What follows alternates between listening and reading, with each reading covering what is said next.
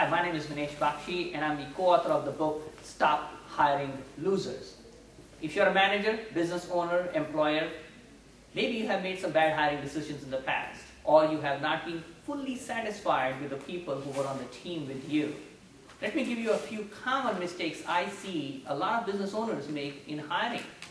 The first one here is, I need a body right now.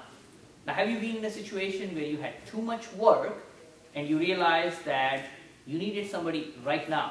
Maybe the person who was handling the responsibility is no longer there and needs to be replaced very quickly, or you just got a lot of work coming into you and you need somebody to help you out. Well, in those situations, most employers, business owners, all they do is they say, hey, this person looks good, smells good, let's give that person a job. Unfortunately, it doesn't work out all the time. In fact, quite often, you may have to end up firing that person. Let me give you the second mistake, which is hiring close family, friends, referrals without any evaluation.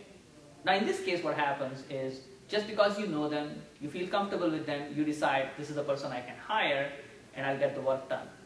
But are they really the people who can do the job satisfactorily to the way you want it to be done? If that is not the case, then obviously that's not the right person.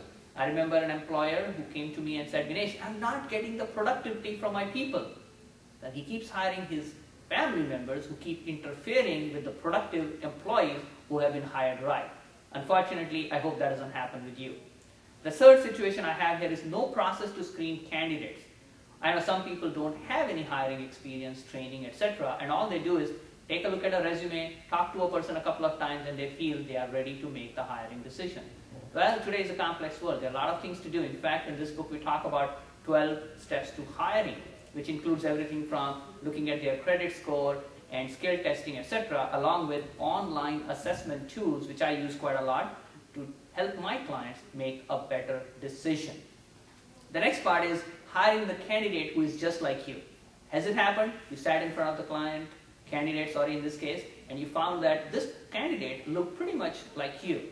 You were comfortable in talking to that person, maybe the person had similar ambitions, similar desires, and what ended up happening in those cases was that you ended up hiring that person who was not exactly a good fit. In fact, in most cases, you should not be hiring the person just like you. You should be hiring somebody who is complementing your style especially, and rarely is hiring the person just like you a good decision. The person might learn from you, maybe competitor, or they may leave the same things undone. Like if you don't like follow through, they may not do follow through as well. You don't like paperwork, they don't do paperwork as well. Last but not least I have here is, you hate to do the work that you should be doing, so you find somebody who you think is competent, likes that area, and just leave it to them and assume that it will be done. Unfortunately, that's not always the case. They need to be supervised, they need to be taught, they need to be managed. It's not like just you hand over somebody and that's what is delegation.